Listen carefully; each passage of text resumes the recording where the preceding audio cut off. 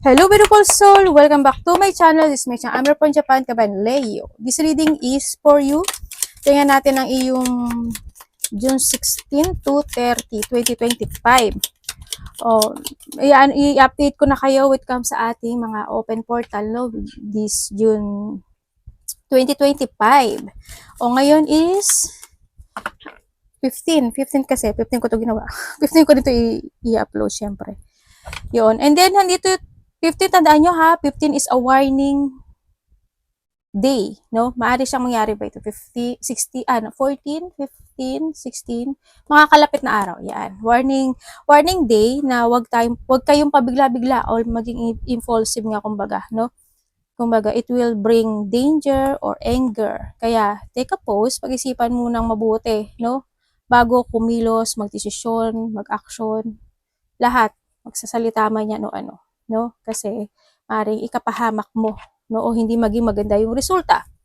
Siyempre, meron tayong open portal pa rin. Sa June 17, we have the Mars enter into Virgo. Ito yung araw na kailangan nating maging organized. Kayo, lahat. As in lahat ng zodiac. Yan. Lahat is, ito na yung time na kailangan mo i-organize yung mga bagay-bagay. O kaya, itapon mo yung hindi mo kailangan, mga ganun. Yan yung mga kinakain mo, about health, yung work mo, yung mga routine mo, activity mo, ganyan. Kumbaga, this is also the time na magkaroon ka ng mga good plan to make a good outcome. Yun, no? Yan, maaari makakaisip ka na ng mga ganun. No? And syempre, we have the June 20. Ito yung summer solstice. Ito yung mga bagong new emotions, cycle, no? Begin sa buhay natin o sa buhay ng lahat. May mga bagay na like mong umpisahan, go. Kumbaga, gawin mo yung i-channeling mo yung sarili mo, no?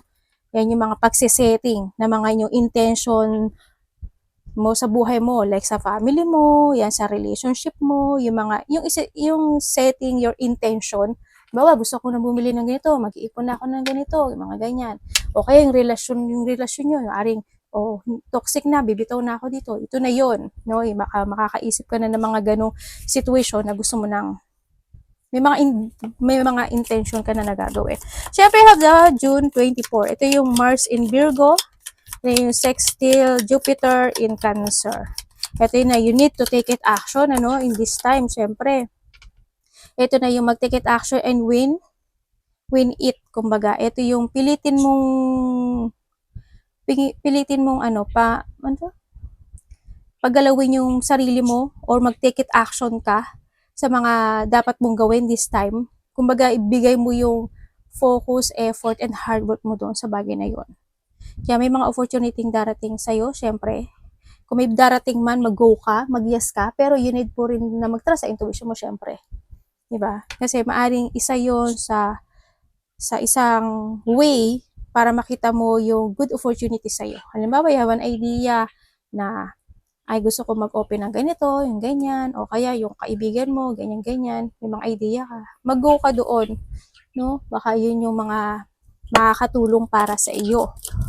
Yan. And syempre, we have the 25th ng June. Ito na yung new moon in Cancer. Ito, new moon is Cancer is a fresh start, is a healing, no? Ito na yung healing start kasi sabi ko nga sa inyo is plan your intention, di ba? Kumbaga, iplano mo, kapag may good plan ka, there's a good outcome ang nangyayari. Kaya ito na yung is time to heal. Kung sa mga emotions siya, relationship, is time to heal. Kung you want to release, trabaho man yan, yung need to release or need to exchange, yun, ito na yung time, no? Yan, it's time to heal, cut the cord, let it go, and leave behind. No, i-clear mo yung space mo para pumasok ang mga bagong paparating na biyaya sa buhay mo this time. Siyempre, we have the 26 in June, the Mercury enter to a Leo. Ito yung pagiging totoo mo sa sarili mo, na magkakaroon ka ng ganun.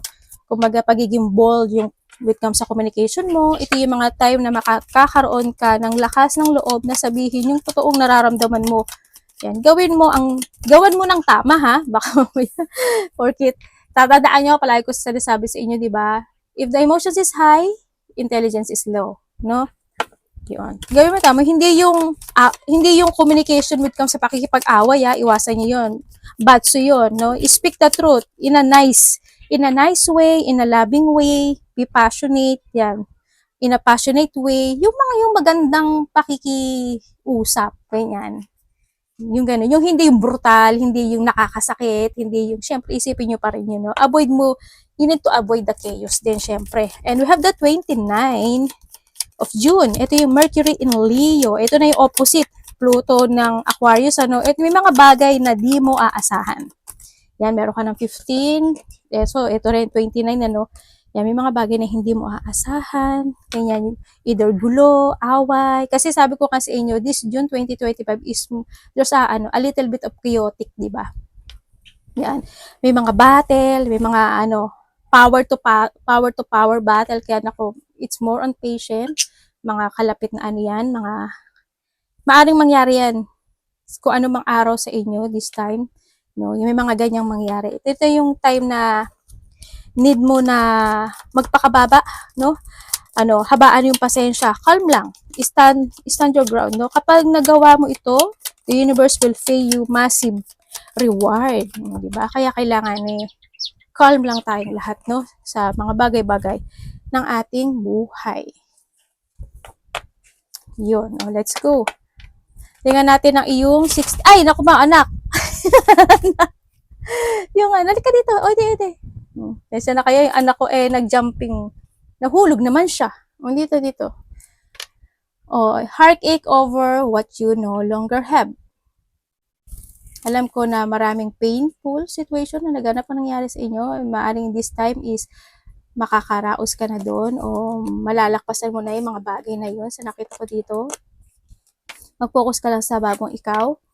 And we have the waiting for news, package, or letter. Yeah, baka mga hinihintay ka or maaring ikaw ito ha, magpapadala ka ng package, ng letter to someone, or may mga in-order ka, vice versa.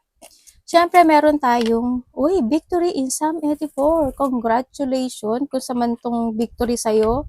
Congrats. Siyempre, maaring related ka kay Aries. Pag nakita ko to, sungay ito ni Aries eh. Yan, maaring related ka kay Aries. And a goal-oriented person. Ayan, ikaw yung tao na you know your target, no? Nandito ka na sa sitwasyon mo na maaaring magkakaroon ka na talaga ng mga pagpa-plan, no? Alam mo na, halimbawa, gusto mo ng victory, ganyan, gusto mo na itong sa tatahakin kong daan na to is kailangan mag-success ako, yan. Parang may mga susubukan ka, may mga pagpaplano na magaganap sa'yo, may mga tatargetin ka na this time, no? It's more on planning kasi to sa nakikita ko dito. Siyempre, strong emotion, passionate love, or hate. Yan. Kaya sabi ko sa inyo, maging impatient kayo.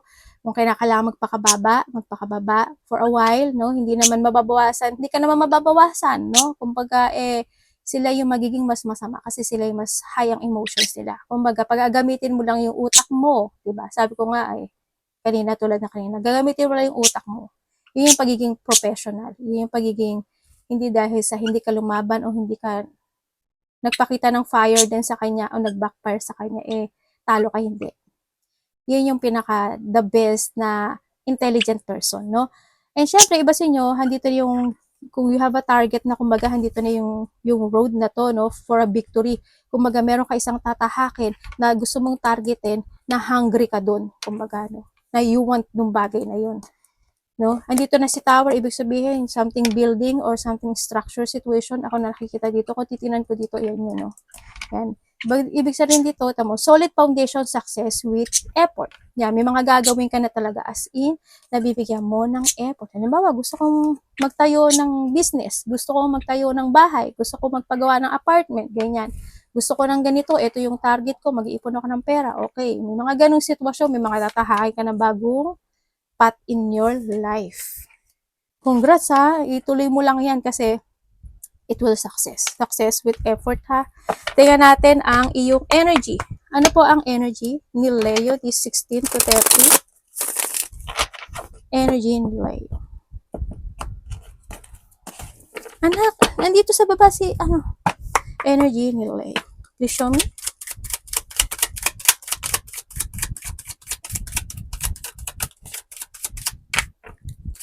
Leo energy. June 16 to 30. Uy, tingnan mo, Wheel of Fortune. Okay, understand. Okay, andito ka. Alam ko na energy mo. Pero, kuha pa rin tayo nito. Universe, Seven of Sword. Explain nyo nga po.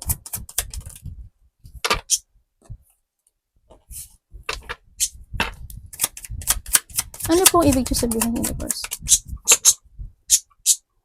And we have the Star. Okay. The Wheel of Fortune and the Star. Nandito siya, oh. Diyan, sa lahat. Ano ba to? Hindi ko to makuha. O, tingnan mo, oh. Hindi ko makuha. Okay. Okay. Ang energy mo this time. No, ang nakikita ko sa yung energy, kasi you have the Wheel of Fortune and the Star. Ang energy nakikita ko dito, naghahanap ka ng pagbabago sa buhay mo, no?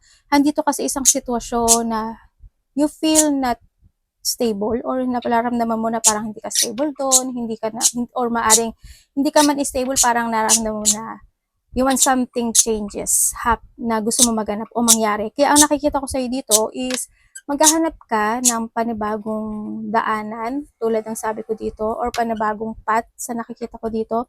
You will escape or you want to escape sa isang sitwasyon na it's not working to you anymore. Parang you want to getting away with something into your life. Yun nakikita ko sa yung energy, no? Kasi feeling mo hindi ka stable doon. Parang kung halimbawa meron akong trabahong this time, di ba?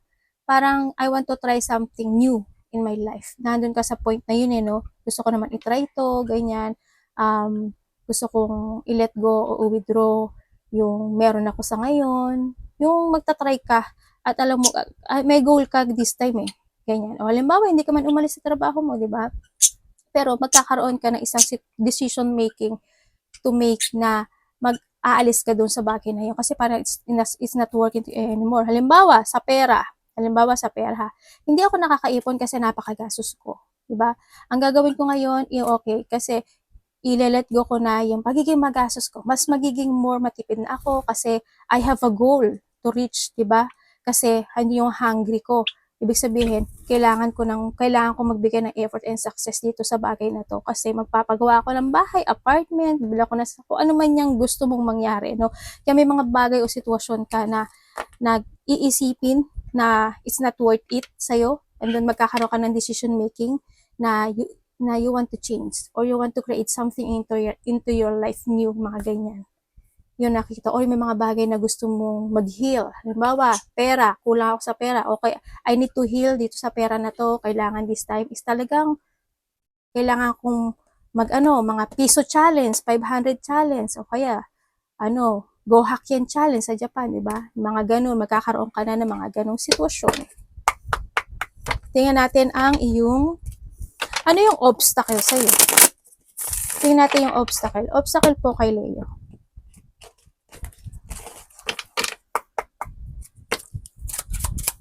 Obstacle kay Leo this second half of month of June 2025. Okay. Tama.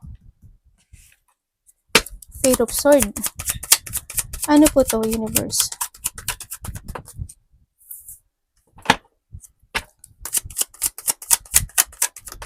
Okay, ang magiging obstacle sa'yo dito is sarili mo, no? Sa nakikita ko dito. Ang obstacle mo is magkakaroon ka sa sarili mo ng magiging imbalance ka kasi, no? When it comes to deciding for a new directions in life, sa nakikita ko sa'yo dito, yun. Yung magiging obstacle mo is yung magiging decision making mo to choose a new path. Ganyan. Yung decision making mo na gusto mong, kasi imbalance to na gusto mo lang mabalanse.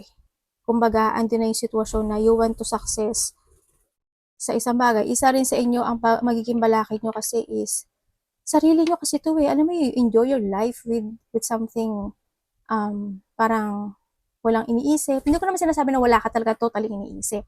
May iniisip ka naman. Kumbaga, mas halimbawa sa paggastos ng pera, mas more malaki kasi yung lumalabas than sa pumapasok, di ba? Kaya ang magiging obstacle sa'yo this time is yourself. No, parang may mga iisipin ka, decisionan ka, you want to start a new mental health, ganyan, may mga sitwasyon na you want to be inspired. Kaya magiging sarili mo, no? Kung isipin mo how to structure yung sarili mo, in-knew you how to structure or to achieve something goal in your life. Kaya ang nakikita ko dito is yourself, your decision making in life. Yun ang nakikita ko dito. Yun ang magiging obstacle mo, ha? Try to make it balance, no? Kung sa relasyon man ito, kung saan man yan, basahan din yung imbalance situation ito, no? If you want something to achieve, pag-aralan mo, pag-isipan mo, i-research mo, mga ganun ang nakikita ko dito. Sa iba dito is related to a family, related to a friend, or related to a relationship. Yan, yung mga magiging balakid mo sa buhay mo. Kaya nako, kailangan mo talagang pag-isipan this time, no? You need to use your intellect this time. Siyempre, ang sinasabi dito, i-embodies mo yung the lesson you learn. Diba? Kapag na-embodies mo kasi yun, mapabalance mo na yung buhay mo, yung sarili mo, at magkakaroon ka ng achievement sa mga goal mo this time. Magiging happy ending ito. Tingnan natin ang ano yung immediate outcome nito. Ano po yung immediate outcome nito, universe?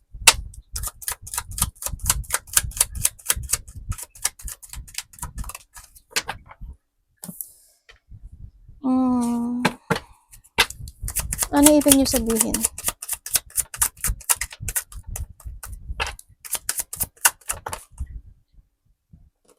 Nako.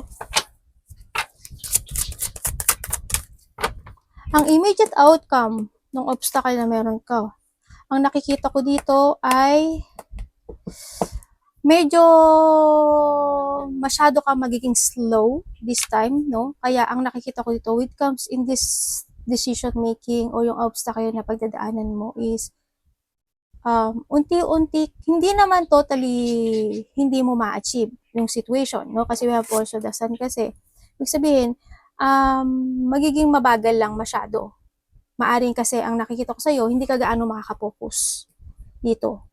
Hindi ka gaano makakapokus, maaring mami-misalignment ka dun sa something need mo ng achievement, ganyan. May mga sitwasyon na kailangan i-progress, yan, may mga kailangan bigyan ng effort and hard work, ganyan. Kailangan mo talaga na mag-dedicate para makuha mo si Sun dito, no? Kasi lumalabas ka lang na 9 of Pentacles. May mga bagay o sitwasyon ka talaga na kailangan mo ng decision this time. No, kailangan meron kang strong personality na kaya mong i-manage yung bagay na yon para ma-overcome mo si obstacle. Huwag ka mapanghihinaan ng loob. Kailangan focus ka. 'Di ba? Kasi dito nagpi-50-50 ka. Pwede kang maging oo, pwedeng hindi. Pero nagpi-50-50. Magiging mabagal ang resulta nito. No? And also be practical. Tsaka kailangan dito strong will, lakas ng loob. Yun. You need to be steady sa focusing mo this time. If you want to achieve something in your life, focus ka dun. Diba? Effort ka. Talaga. Yun ang mo. Kasi hindi ka maging stable. Hindi siya stable. Talagang nasa sayo yung decision na to. Kumbaga kumapit ka. Know your target talaga. If you want something to achieve, diba? Be passionate. Love your goal. Diba? Para matayo mo yung bagay na yun. O sarili mo. Ano po ang parating kay Leo? Ano po ang parating kay Leo, universe? Anong parating kay Leo this second half?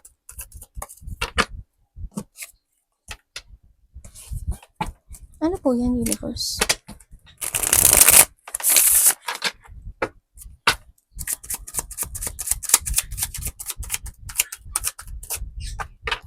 Parating kay Leo. Uy, the Wheel of Fortune. Dalawang beses na yung Wheel of Fortune mo. Parating sa'yo. The Four of Swords and the Ten of Wands. And the Three of Pentacles. Okay. Ang parating sa'yo, sa nakikita ko sa'yo dito, we have the King of Wands. parating sa'yo is magkakaroon ka talaga ng decision making this time. As in, parang may isang bagay o isang sitwasyon sa buhay mo na desisyonan mo na this time. Kasi you want to level up eh. Nandun ka. Parang you want to step up in yung comfort, isa yung standing position. Ganyan. Parang nahihirapan ako mag-explain. Parang nandun ka sa sitwasyon na yon, no? Kaya ang nakikita ko sa'yo, either you want something new in your life, either a new opportunity, o kaya may mga potential i-end ka na sa buhay mo, may mga beginning of a cycle situation ka, may mga ganun ka ng decision this time. Kumbaga, ang parating sa'yo is you are more on focusing sa iyong purpose this time. Parang magkakaroon ka ng mental clarity, ganyan. Kasi may pag-iisipan ka daw no? Ganyan. Na may pag-iisipin ka na something new plan, sinakita ko to, pero kasi ino-offeran ka rin kasi, no? Kaya, kung ano man itong sitwasyon to, pag-isipan mo, and you need to trust sa intuition mo. Kung makakatulong naman ito sa'yo, why not, diba? Don't reject your idea, don't reject yung ino-offer sa'yo ni universe, na nakikita ko dito, kasi, the fortune is in yours, no? Yan. And then also, ang parating sa'yo, sa nakikita ko sa'yo dito, is, kasi andito ka sa sitwasyon mo na you're thinking for something, opportunity, or thinking for a good luck no? Sa nakikita ko sa'yo dito. Yun nga lang, kailangan mo lang talagang magpakatatag. Yun. Kailangan you always have a purpose, no? Sa nakikita ko dito. Kasi alam mo kasi minsan pag wala tayong purpose in life, wala man, nami-misalignment talaga. Promise. Kahit ako ganun. Halimbawa, sahod ka lang ng sahod. Kumbaga, sahod ka ng sahod kasi, syempre, alam mo naman na may mga binabayaran tayo, di ba? Expenses in life. Kaso, kung ganun ka at tutuloy ka lang sa agos na yun, walang mangyayari sa'yo. Pero if you have a purpose na halimbawa, hungry ka, you have a target. Gusto ko magtayo ng bahay, halimbawa, apartment, or something, business, or ano man yan. Yun yung target ko. Ano dapat mong gawin? Kung aasa ka lang, okay naman kasi may sahod ka. Pero, ang gagawin mo ngayon is mag-ipon. Pero, yung pag-iipon na yun, pag nasa sayo yun, at ikaw sayo nakatabi yun, at nakalagak lang yung sayo, pwede mo siyang magastos. Diba?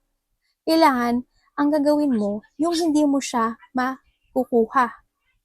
No? Yung hindi mo siya mabubunot agad. Ganun ang gawin mo. Kasi ang ano ngayon kasi is, ang meron kasi ngayon is yung ano ba yun, yung parang pwede ka magpadala sa sarili mong bangko sa Pilipinas. Ganun, meron ganun dito sa Japan. I-research nyo, kasi ako nag-i-start na ako mag-ganun. Kasi pag nasa kamay ko, kasi talagang mabubunot ko, yung maglalagay ka lang ng kahit na sa 1 month ng sangmang o 3 lapad, o kung nasa ibang bansa ka man, ng 3 lapad, ilagay mo lang sa bangko mo. Kasi hindi mo naman makukuha na yun, nasa bangko mo na yun sa Pilipinas. Diba? Magkano yun, no? Duruin mo. Every month, magano ka, in 1 year, magkano yun? Hindi mo mapapansin. Kasi yung 3 lapad na yun, pwede yung sa 1 month mo, pangluluho mo lang yung sa Japan Diba? Yung mga mo, yung mga meron ka naman, pero bibilin mo. Mga ganun, hindi mo mapapansin. Nakapag-ipon ka pala in 1 year ng ganun kalaking pera. Yun, kailangan you always have a purpose when it comes this time. This is a time to decide, no? This is a time to decide. Tandaan mo, what goes around comes around. Pag pinag-igihan mo na gawin yung bagay na yun, talaga dito talaga si victory. Diba? Hindi mo talaga. Makukuha mo. Yung gusto mo. Yun ang iyong nakikita kong para sa is decision making to change your own cycle. Yan. No? Kumbaga, to choose a new directions in life. Tingnan natin ano ang dapat iwasan ni Leo? Ano dapat iwasan ni Leo Universe? The second half, June 2025.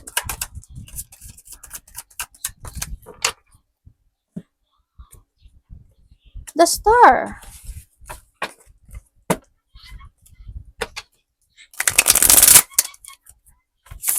Yung iba sa inyo dito parang parang alam mo you are a bossy type, or yung kumbaga hindi ko naman sinasabing bossy type, yung a leadership.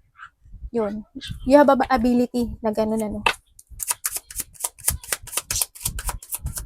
Dapat iwasan. Kaya maari iba sa inyo, you are the leader, you are a boss of your own business, o kaya may mga pinamumunuan ka talaga.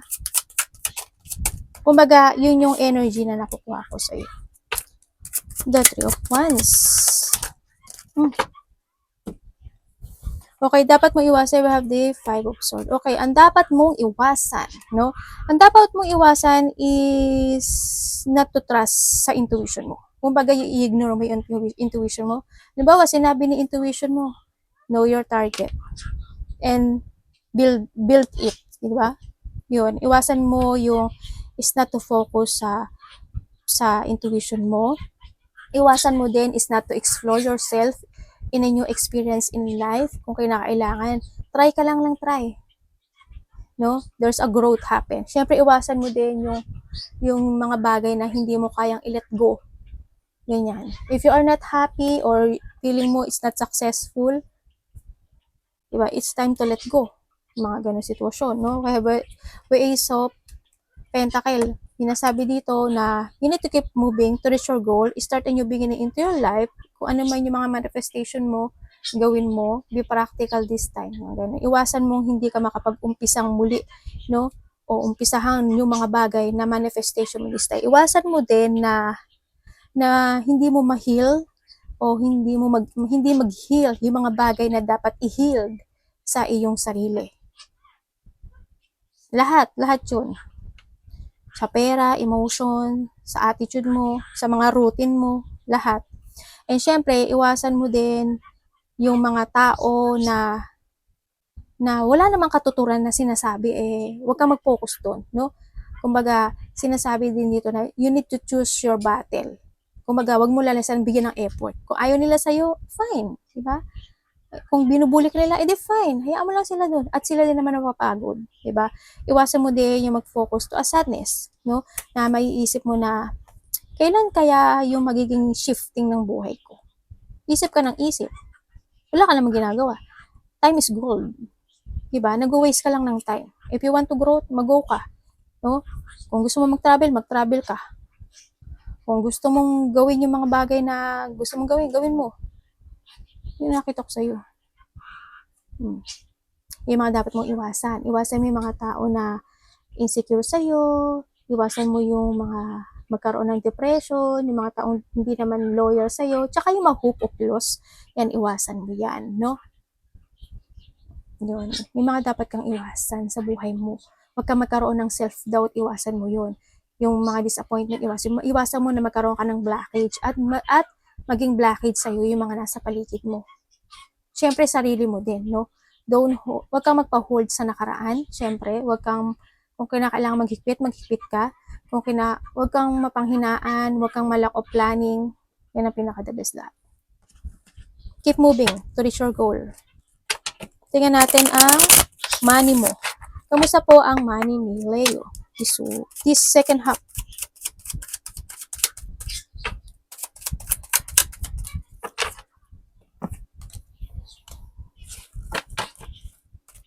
Money mo, gutsa-gutsa wa. Universe, explain nyo po.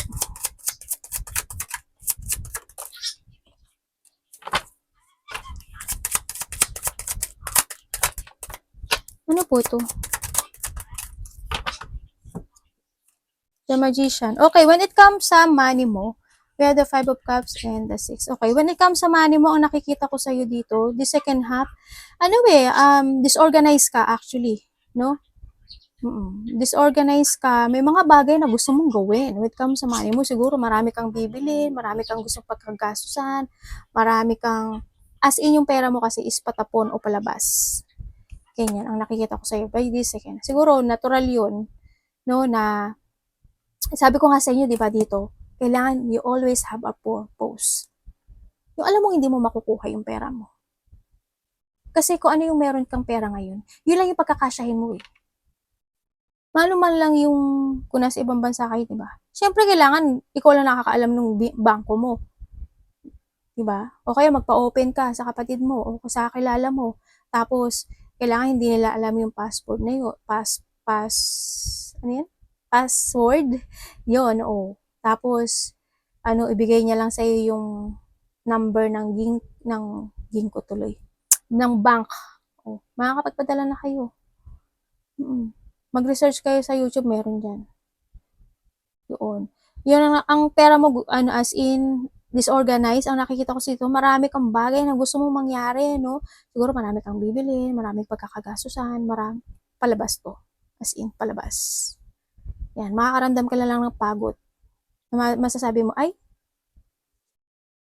nauubos na pala yung ipon ko. Nauubos na pala yung sahod ko. Kaya mag-ingat kayo, no? Huwag ka lang manifest. Ganyan. Kumbaga, be organized. Sa nakita ko dito, be responsible. Know your target. Alam ko na may hungry type ka. Gawin mo yun. I-reveal mo yun. O i-structure mo yung bagay na yun. Kasi you will be success. Yung mga bagay talaga na you need to let go. Yung mga bagay na kailangan mo mag-heal o i-recover. Yan ang pera mo, no? Medyo ingatan mo lang yung pera mo.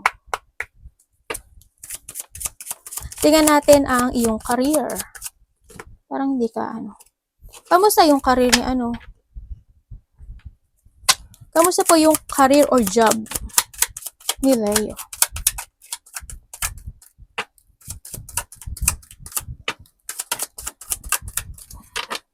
Wow, the Hierophant.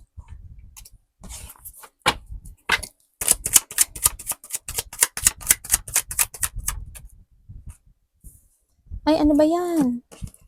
Ako din yung naggulo. Okay. Sa career mo, medyo no? Alam mo, when it comes sa career mo, sa nakikita ko, you value your career. As in, you value. No? Hindi naman yung pagpapahalaga mo sa career mo. Siyempre, career mo yun, trabaho mo yun, no?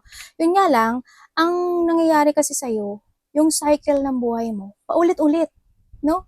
When it comes sa career mo. Ganun lang. Kumbaga, when it comes sa career kasi is, hindi siya ganun na totally nagsasuccessful sa nakita ko dito. Kung ano yung nangyayari sa'yo. Halimbawa, nabigo ka this time, ngayon mag-uulit-uli na magsasucess ka, mabibigo ka uli, magsasucess ka, mabibigo ka uli, magsasucess ka. Yun na nakita ko sa'yo. Yung cycle ng iyong career or job is still the same. Ang nakikita ko dito. Happy, lonely, happy, lonely. Nakakapagod na nga, di ba? Parang nagiging workaholic ka na nga yung iba sa inyo, pero parang you feel bored pa rin. Parang, bakit ganun? Paulit-ulit yung cycle ko, parang ganito pa rin ako. Parang ganun ka sa sitwasyon mo. Pero you still, pa rin naman na nakikita ko dito na nag-i-stay put ka naman sa karir mo. Yun nga lang, hindi nga lang siya ganun sa success. Pero, ang nakikita ko yung career na meron sa iba dyan is pang forever. Kumbaga, hindi ka mawawalan. No, kung ano yung career mo ngayon, nakikita ko magiging forever mo siyang career this time. No, if you want talaga nakita ko dito, yun. Yung iba dito kasi parang boring na sa trabaho nila, sa career nila. Minsan, magiging okay na naman sila, boring na naman. Parang minsan, nag-weak ka. Lack of confidence, lack of focus, mga ganyan. Naiisip mo na, ay, gusto mo na naman palit, ay, wag na lang. Gusto mo na naman ito, ay, wag na lang. Nandun ka sa sitwasyon mo na ganun. Kaya, kung ang nakikita ko sa'yo, kung gusto mo magpalit ng career, it's up to you makinig ka sa payo ng ibang tao. Pero, when it comes sa career mo na meron ka sa ngayon, ang nakikita ko, kahit naboboring ka, nagiging masaya ka naman, tsaka pang forever yung career na meron ka sa ngayon. You need to stay dyan sa career mo. No? Kasi sinasabi naman dito na kung bibigyan mo lang siya ng effort, at magtitiis ka lang, kasi, kumbaga mangangarap ka lang, magsasucess ka. As in, ikaw na lang ang magiging problema dito sa sarili mo.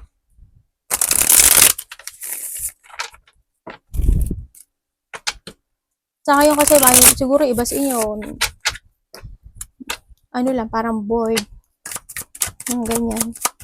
Paulit-ulit kasi yung cycle mo ngayon Tingnan natin ang iyong advice. Universe, anong advice?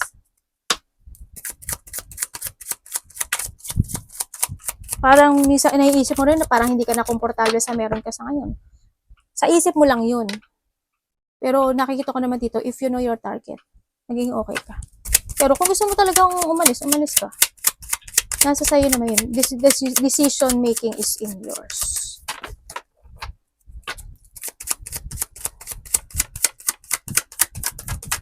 Advice.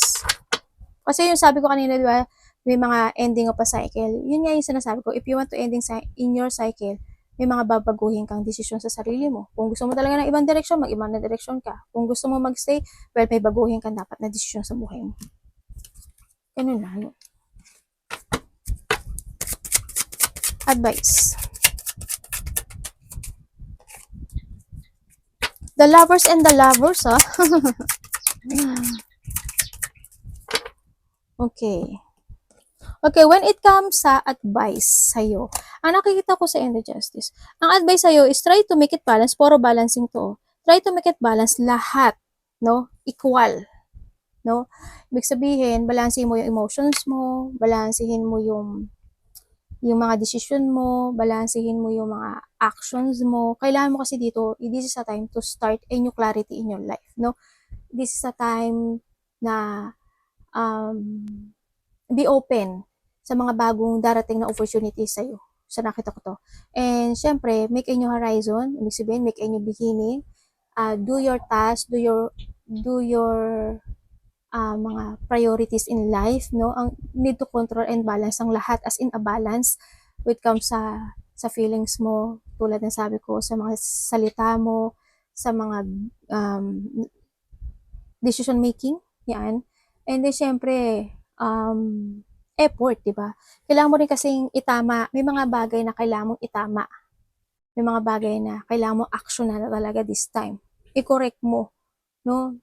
This is the time to make a new decision in life. Clarity. Kumbaga, ito na rin yung sitwasyon na kasi alam ko naman na alam mo yung sarili mo kung ano talaga yung gusto mo sa buhay mo. Yun. Magdesisyon ka ng tama dito. Kasi, ang nakikita ko naman sa'yo is, sa ngayon kasi you're searching for a direction in life, no? Sabi ko tulad, tandaan nyo na lang yung sinabi ko dito sa mga unahan. You're searching for directions in life. Saan ba ako? Sa kaliwa ba ako? Sa kanan ba ako? Doon may nagkakaroon ka ng mga dipon, may mga sitwasyon na hindi nagiging maganda, sad, pain, no? Hindi yung sitwasyon na yun. And this is a time na it's time to decide, no? So, nakita ko dito. Magdesisyon ka ngayon. Itama mo na yung mga dapat itama. Siyempre, wag mo nang gagawin yung mga mali mo. You need to learn from the past dito. Sa nakita ko dito. Kung kailangan mo umiwas sa mga tao na na nakakapagpasakit sa'yo, umiwas ka. Kung any situation na hindi ka nagiging maganda o hindi ka nagiging okay doon, let it go. No? Yun. Be truth. Arigatou namaste, God bless.